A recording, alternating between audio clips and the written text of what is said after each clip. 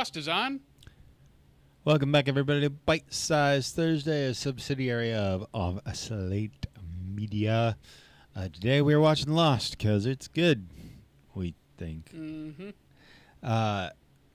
Today we are watching episode 8 of season 4, Meet Kevin Johnson. And it's Michael. It's Michael. You could say he's got a lot of explaining to do to Saeed and Desmond. We get to... Is Kevin Johnson a reference to something? I mean, it's a pretty basic name, I think is just the point, but it could be. My brain is confusing it with Kevin Smith. That's what it is. Never mind. Or Larry Johnson. Yeah.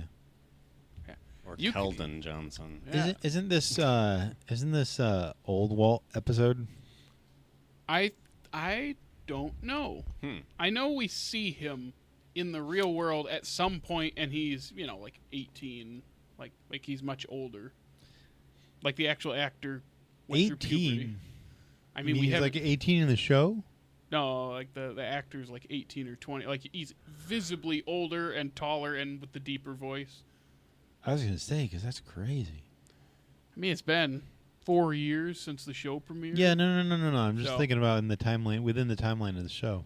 Well, it's also, remember we said a couple weeks ago, we don't know how long it's been in the real world post-crash because of how old Aaron is. So Walt was like 13, so he could be 18. I think he's in like high school when they see him, so he could be anywhere from like 16 to 18. Probably just because he's already a teenager, or almost a teenager when he's on the island. Mm-hmm. But Michael does have some explaining to do why he's on the boat. You could say he has to construct a bit of a narrative. Oh, boy. I mean, he should be pretty good at it. I kind of miss him. Not because I like his character, but there was just something unlikable about him. You miss being able to make fun of him. Yeah, that's true. What did you say? When it's, you know what? You're a jerk in season 1. I love that interaction. It's so funny. What's your other? My boy! Walt! My boy! I love they're marooned on Driftwood after Walt's kidnapped at the end of season 1 and it's season 2, and he's just screaming out into the dark, and it's just funny. It's like, Walt! And I think Sawyer yells at him to stop. Yeah, I have missed Michael. Aaron, wasn't he your least favorite at one point? He might have been. I might have just mentioned it. No. He's not written down on any of ours. But I think there was a point where all of us are like, yeah, don't love Michael. Season 1, he's fine. I think he takes that turn and, he kills Libby. Right. Ana Lucia kind of had it coming, but Libby didn't do anything wrong. He didn't kill Ana Lucia, did he? Yeah, he did. Mm-hmm. He shot her on the couch. Oh, yeah. And then Libby comes into the room and he turns and shoots, reactionary. And then, of course, he could be the world's biggest jerk. But he also has a pretty sad story leading up to the island, pretty rough. Mm-hmm. So you empathize with that part, but you also recognize that he's not the most pleasant. Well, then I individual. imagine Walt was pretty upset with him after. I mean, they left his dog there. That's right. That's true. But then now we're wondering, why is Michael back? That's what this episode will answer. Why is he back? And where is Walt? And why is he going by an alias? But you wonder. Yeah. You have to wonder if they wrote Walt out of the show because he was aging too quickly. Yeah. And then forced Harold Perrineau. Did I say it right? Perrineau. Out too, because in their minds, Walt has to go with his father. Yeah. But now they found a way to bring him back. I guess. Didn't we say at the end of 2, when he gets into that boat, when you barely see Walt and it's clearly like stock sound from Walt from the past, or it was something like that where you said, "Oh, I can tell like his voices started changing, so they had to use something else." I remember you saying that because he gets into the little boat. So, yeah. Which I still don't see as openly seaworthy. Yeah, but of course it's probably just to get far enough to come across another boat or something. I don't know. Maybe. Right. For all the things they don't answer, I don't care about that one. Because Yeah. Michael and Walt were gone, and that was it. Okay. You ready? Yeah. Are you ready, Aaron? So ready. To meet Kevin Johnson? Yep. Let's get lost.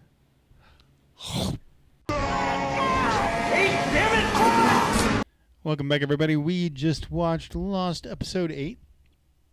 Yes. Meet Kevin Johnson. And we did indeed meet Kevin Johnson. We did.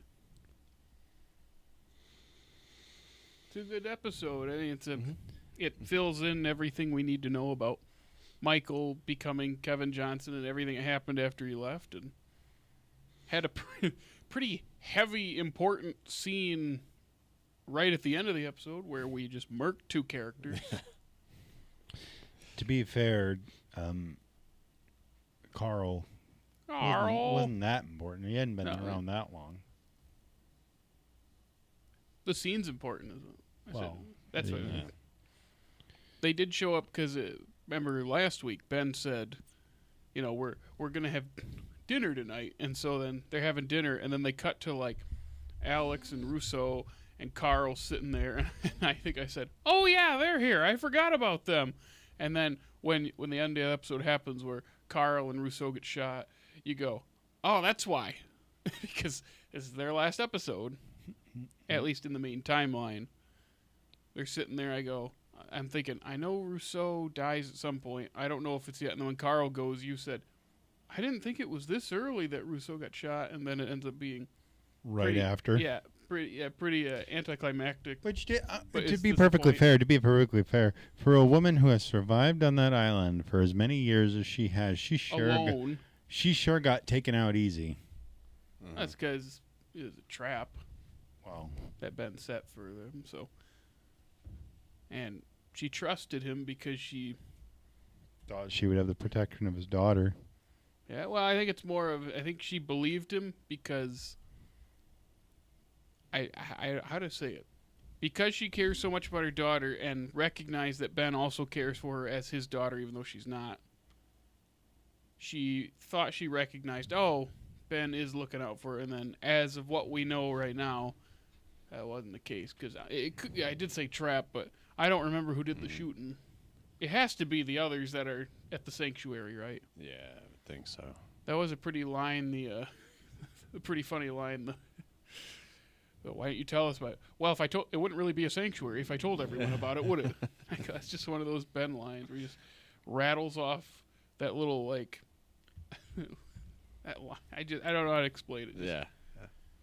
He's always seemingly a step ahead of everybody. The snide sort of sarcasm-ish thing. Yeah. A little bit of smugness, too, where it's like, well, you know. Kind of sarcastic matter of fact. So we lost Rousseau and Carl. After all both of them have been through. Rousseau, of course, more so. And Rousseau, very important side character that has been around this whole time, is just, that's it. Her story comes to an end. Sort of. Yeah. But, yeah, that I don't know what I was going to say. It was like the 80s that she crashed on that island, right? Had to be. It was 16 years. For some, So, that would 88, yeah, right at the end, yeah. For some reason, I always think that she was a person on the Black Rock, but then I think that wouldn't make any sense. That was hundreds of years. Yeah. Yeah. And then all the Michael stuff. Oh, yeah. Where he's working for Ben Linus. He's going to boys' night with Tom Dandy. I was about to make the joke because he's in a penthouse. I go, it's probably boys' night. And then Michael walks in and goes, I didn't expect you so soon. And then Arturo's in there with him. Did you forget that he was gay? No, that's why I was going to make the joke. Okay. I was going to be like, oh, it's boys' night. Oh, no, it really is boys' night. And he said he likes to indulge himself. And he looks massive next to Michael. And I look up his height. I go, oh, he's just my size. It's not that big. I mean, you are pretty big. Not compared to other people. Compared to Aaron, you are. Aaron can't even reach the ceiling. Yeah. It's way up there. If any of you tuned in, this sign right here behind us hangs on these hooks. And I instructed Aaron to hang it, and he couldn't reach. To Aaron's credit, he tried. He did. He tried. And it's funny because I tasked him with that job that I usually do because I was doing something else to get ready. And then it made us realize, it made Aaron not do his normal job, which is set the lost DVD case on the end of the table. To be perfectly fair, and to Aaron's credit, he did paint this entire ceiling. So. Oh yeah, he's put his work in this room. It was just funny that I gave him that job. For that. Yeah, you did need a ladder for that. Remember, there was a table in here too. Yeah, right here. No, he did not. I know. I remember. Right there. It was right there, and then it was right there. And I was going to say it was here, and then there. When we started, we brought it in to like measure where this table would be, and it was like right here. Well, I remember you really wanted a circular table at first. Yeah, because I wasn't sure about how we'd fit with this, but it all worked out. You had your. I have my ways, and you doubted them at every second. And Tom Dandy had his ways. With Arturo, and then with Michael as well. Probably. But I will say, there was something that very satisfying about watching Michael beat up kind of Tom Dandy. Like punching him, and it's like, oh, that feels good. And then he hits him with that bottle. I go, that actually felt really good because Tom Dandy does deserve it. Yeah. Because he is the one that kidnapped his kid. I was going to say, he should have popped the gun off on him quicker. He wouldn't have been able to deflect it then. Could you imagine? Well, one, if the island doesn't want it, he wouldn't have killed Tom Dandy in that moment. But could you imagine if Michael got him, how different everything plays out? Because then there's no one to put him on that boat. Yeah. Like just one of those butterfly effect things. But also, if he couldn't off himself with the gun, because the island wouldn't let him, I don't think it lets him shoot Tom Dandy. The gun did go off before, during their struggle, but it because it wasn't pointed at him. So kind of a fun, eerie supernatural element on the mainland now. Where it's like, oh no, the island itself is like. Well, I've read some theories that say the island is like the source of everything on this planet, like the source of the planet itself. It's an interesting theory. I'd like to, if you could find that. There's a channel that does. Oh, actually, I'll just find it. Gotcha. Continue on your merry way. I'll find it. Yeah, that'd be an interesting thing to look at once we finish the show. That's one of my favorite things about when I watch TV shows, and it's the nerdiest, dumbest, normie thing, but I love when I finish a show, I can go onto IMDb or Wikipedia or somewhere and, like, read into the trivia and theories about it. Like, I literally go to the IMDb trivia section for the show and finally read through the main section, the main page section, because there's so many spoilers. So it's just like a fun thing to cap it off with. I also sometimes like to, if I like the show enough, I'll finish and then right away or within like a day watch the first episode again and see how different it is. I did that with Schitt's Creek recently, and they're short episodes, so I finished the show emotional. I was like, that was a really good show. And I go, I kind of want to watch the first episode again because the characters change so drastically in their own ways. And you watch it, and that first scene, I was like, this feels like a completely different show. This feels so weird. So that's my lame thing that I like to do after shows. What do you got? This is a playlist. I believe this is the one I watched. It's a playlist? It's a playlist of 6 parts. Okay, how long Each part ranges from, the first part is only 36 minutes long.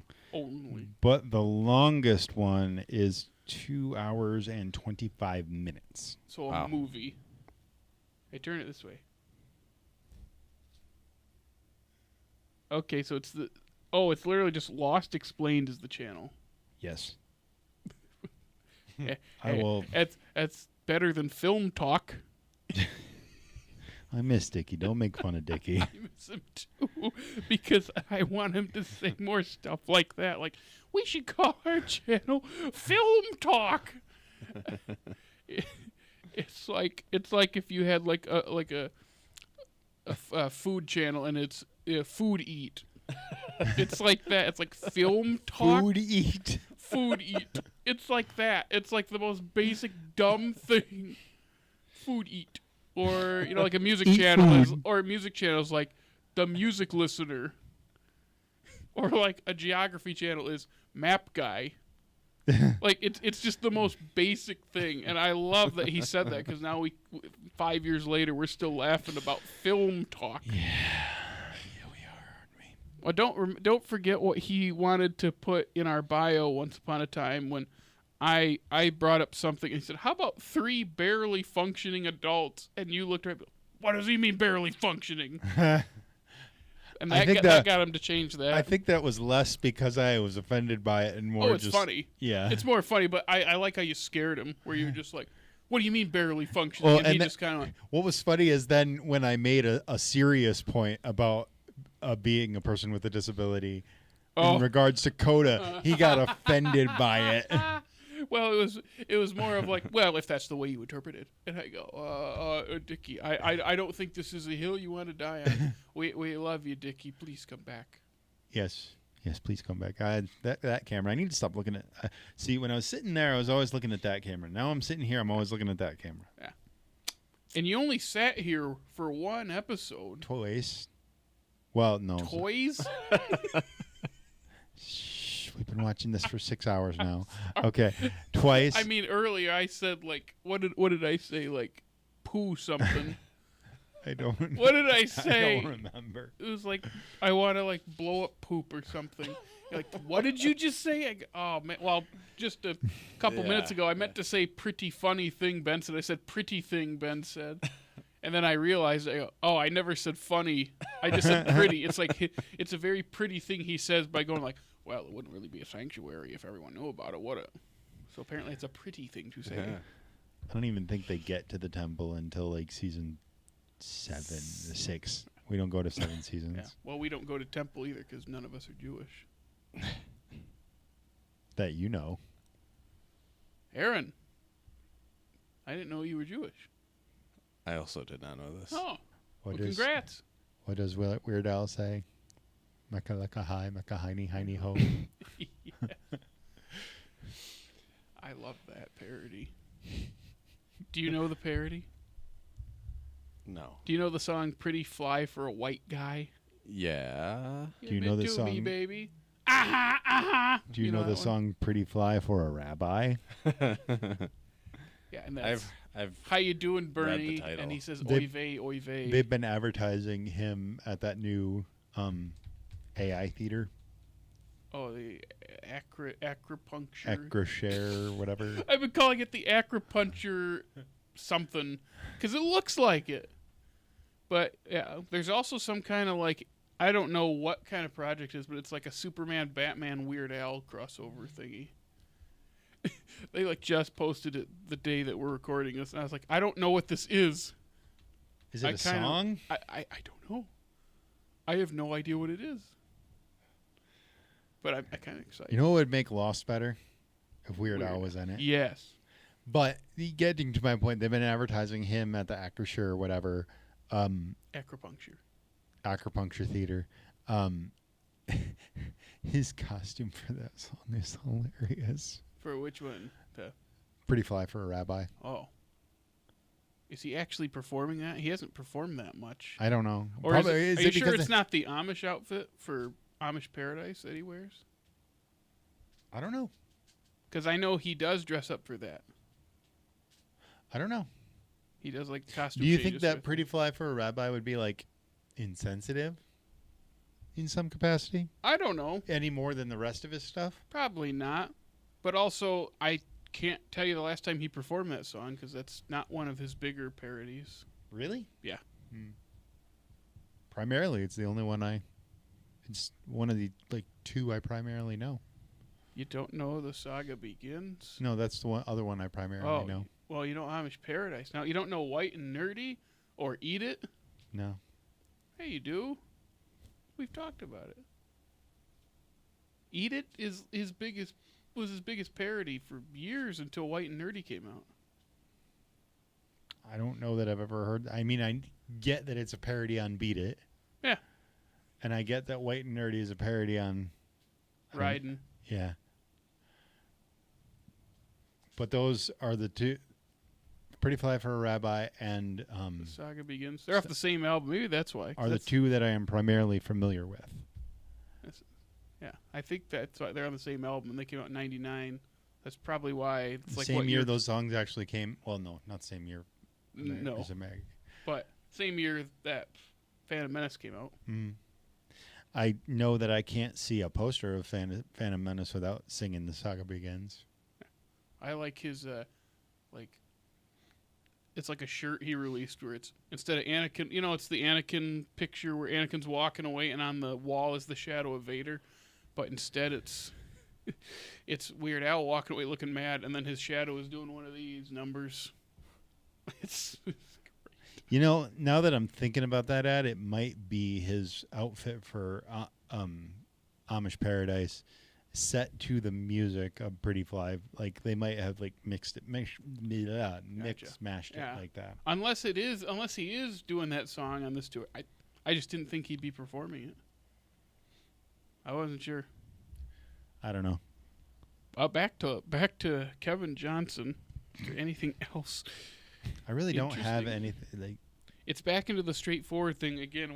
We're not doing the flash forward this week. We're doing the flashback, the fill-in flashback thing. I am curious why. I just don't understand why he felt he couldn't tell anyone what happened on the island. I think, not even just what happened on the island. What happened to the plane? I think he doesn't want people to investigate. Because then if they find the island, then they'll find out that he murdered 2 people. I think that's what it is. He doesn't want There's a lot of to know people been murdered on that island, though. I know, but he still is feeling the guilt of Libby. It is funny. It's Libby that he feels bad for. Because think about it. He's seeing Libby in his nightmares, and Libby is the one saying, don't do it, Michael. But not Anna Lucia. It's just Libby, so he only feels bad about it. I mean, by this point in time, she was rolling in that Fast and Furious money, so. I mean, she was rolling in it probably before. Yeah, but we're several other movies deep into it by this time, I bet. She died in season 2, right? Anna Lucia? Yeah. Yeah. So this is at least 2 years later, so we're at least one more into it. Yeah, so that means that was 2005 and 6, so. I think at that point there were only 3 movies. So actually, she was only in 1 movie. It's hard to imagine a world where there were only 3 Fast and Furious movies. Well, that was the case for a while. Like I remember being a kid, and it's like, oh yeah, there are 3 of them, and then 3 really when is that 4th one? I feel like it's like 2009 or 2008. 3 really might be 07. So maybe 3 really is the best. Sure, it's not. I think it's the worst one, in the best way. Yeah. Because people would tell you they love it. And, yeah, I get why. I love it for the worst reasons. Yeah. I like 5 the best. That seems to be the consensus as well. Are you talking about just as a movie as is best? Yeah, probably. So you're not talking about just, I have the most fun with this even though it's really, really, really stupid. It's kind of the same where that one's just like, it's not bogged down in an overcomplicated plot. It knows how to reintroduce characters from the first 4, and it sets up a fun heist only to just do the funniest basic thing. It's so funny and so much fun. Is that the one where they superimpose Paul Walker's head on his brother or something? That is the 7th one. That is the 7th one. Yeah, okay. Furious 7 is where they do that because he filmed half of his scenes before he died. Okay. Yeah, and this was the 5th one. He's technically in the first 7 outside of 3. He's not in 3, but he's in the other ones. None of them are in 3 except for Vin Diesel's in that one. At the end, yeah. Well, and then they bring characters back because then Han is in a bunch of, because 4, 5, 6, 7 take place like before, because that scene at the end of 3 is in 7. Mm-hmm. So, like, they go back in time. I think we explained this with Drew a couple weeks ago. I mean, he would know better than I would. Yeah. Oh, and then also Bama Boy, Lucas Black's character from Tokyo Drift, shows up. And Bow Wow. I think Bow Wow shows. I think both of them show up in F9. That's insane. They go to When go to, is Germany, and they're there. Those two are there testing cars, and I stood up in the theater, and there's like no one else in there, and I went, "It's Bama Boy" for Lucas Black, and then I got a text from a friend that night who's a big Fast and Furious fan who had moved, and he said, "I bet you when Bama Boy showed up on screen, Jared stood up and yelled, 'That's Bama Boy.'" I did. He called it. That's all I have to say about that. Is that series over? No. There one It more? ended on a cliffhanger, the last one. There one more? I don't know. It was supposed to be 2 more, and then they said it was 1 more, and then now I don't know. There's another one coming out for sure. Well, because they got to end the cliffhanger. They do. It was literally like a big, big thing. Wouldn't it be hilarious if they just walked away from it just on a cliffhanger? That would be funny. I don't know why they would, because it makes a lot of money. Well, yeah. Like that 7th, that's crazy. That 7th one is like top 20 all time. Do you think that they will recast Tom Cruise's character in Mission Impossible and continue making those? I don't know. I think that's one where they'll do a thing where it'll be like a spin-off reboot where it's a different character with a different crew starting off a new string of movies.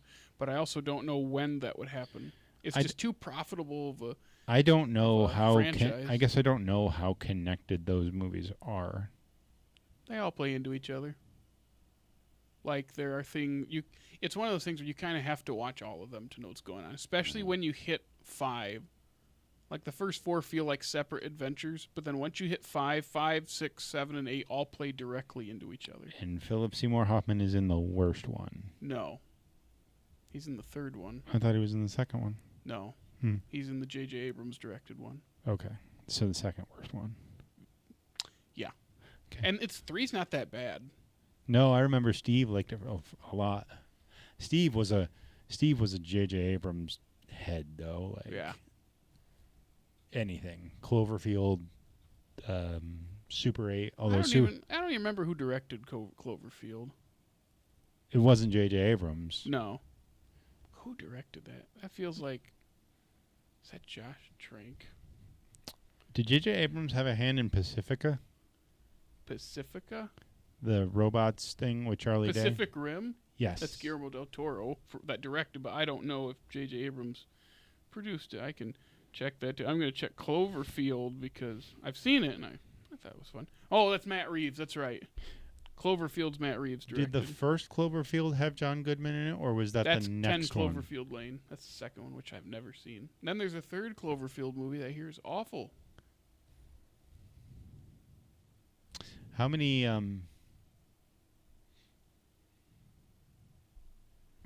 many what? What's it called? Oh, I loved it, and you hated it. It's got Jim Caviezel... No. John Krasinski in it. If. Nope. 13 hours. The one with his weird yell. I can't think. Oh, Quiet Place? Quiet Place. I don't hate it. It's okay. How many of them are there now? 3? 3. Wait. 3. Yeah, there's the first one, then there's part 2, which I've seen and was fine. And then there's a 3rd one, which was like the next day or the first day, and it's a prequel. It came out a year or 2 ago. It's with different characters. I never saw that because I just...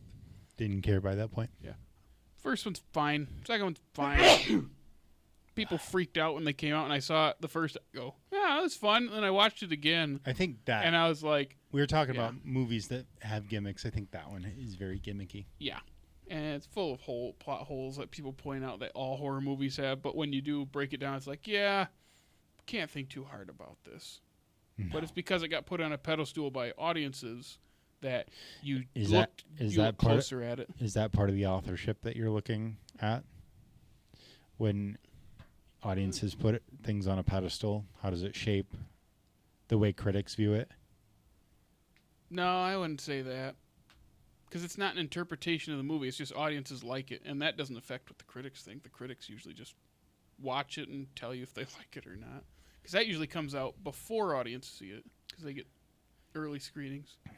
Fair. Anyway, Lost. We got kind of lost from Lost there. Yeah. Well, we talked about, you mentioned J.J. Abrams, so that brings us back. And there you go. Again, like weeks ago, I said it is funny that he has like nothing to do with the show at this point. BT Dub's Super 8 is actually a legitimately good film. I've seen it once, and I remember really liking it. But that was over 10 years ago when I saw it, so I don't know how I feel about it now. The best way I've heard it described is by a film student who I believe said something to the effect of, "It's kind of just a movie about my life." Oh, that's me. And not like that, but it's like this is what we imagined happened when my friends and I would go out and make stupid little movies when we were in 8th grade. Yeah. Super 8th grade. I mean, that's a movie in and of itself. It's got a really weird cover art. It's 8th You're grade. talking 8th grade? Yeah. It's just her on her phone. It's her taking a selfie. I don't know why. There's something about it that always just kind of like makes me feel weird. Because she looks uncomfortable. Is that it? Probably, and it's because that's the point. Yeah. Yeah, that's the point of the movie. That's a decent movie. It's a Bo Burnham directed movie. Interesting. Yeah. He's a YouTuber, isn't he? Stand-up comedian. Okay. And YouTube. I think he started on YouTube, then moved to stand-up. And he's been in stuff and directed stuff, too. Yeah. So. Anyway, Lost. Yeah. I really don't have much. It's one of those that continues the story. It gives us everything pretty up front, fills in the gaps. We go, all right, thank you, sir. And then there's that tacked on scene at the end to ramp up for the next week where we killed off 2 characters like that pretty quickly. And, yeah that'll kind of shape the things to come next week. Is that the title of The Shape of Things? Yeah. Aha. All right, so join us next week as we cover Lost Season 4, Episode 9. The Shape of Things. Until then, Jared, where can they... The Shape of Things. To come. There you go. You can't forget... Nope. Oh. If you can't tell, we're a lot happier now that we've air-conditioned the studio and it's a much more tolerable temperature. Yeah, it's not 80 degrees in here. Jake wearing a hoodie going, oh, it's a little chilly. And then Aaron and I are just peeling ourselves off the chairs. Jake goes, oh, it's a little chilly. And then we go... To be fair, I was... What? To be fair, I was sitting right next to the fan. Yeah, still, though, there's a million degrees in here. Fair. It's much better now. I think part of the problem is there's no real circulation of air. No. There's like nothing. One, we have one entrance, and we closed off the window, so it's like nothing. Yeah, nothing gets in here. I know, it's wonderful, isn't it? It is. When that air conditioner's on, it's a lot better. Yes. Recording those Scott Pilgrim episodes, if any of you tuned in a while back. Was that before we... It is before we had it. Yeah, before season 4, we had our break. And let me tell you, people, that it probably got up to, like high 70s in here by the end with the lights on and no air coming in. We'd run the fan. I know we had to step out. I know we had to step out a couple of times to cool down. Well, and then I look over and Drew's glasses are fogging up. That's just a thing that happens to him. It happened to him downstairs. Wow, yeah, it was hot down there too. Wow. Because that door would close, and we just had that little box fan, and then after a while with all the lights on nonstop, it just get so hot in there, and it didn't help it in the winter. Yeah, when that thing is the first thing to get the heat. Yeah, and then it's just blowing hot air in there, and there's like 4 vents in there, just And then Jared would get sick. Oh yeah, I'd get sick in here too from getting too hot. You haven't done so today.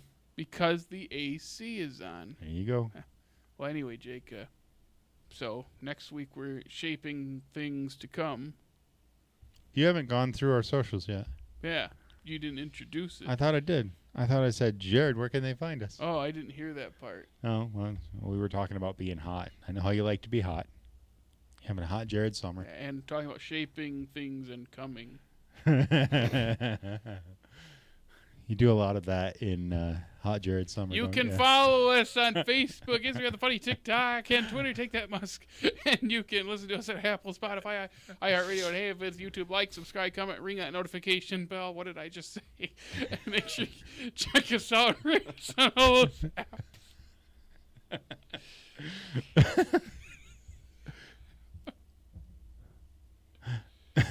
And come on back next week as we get lost in hot Jared summer. Anyway. Take a bite. Let's get lost. In hot Jared summer.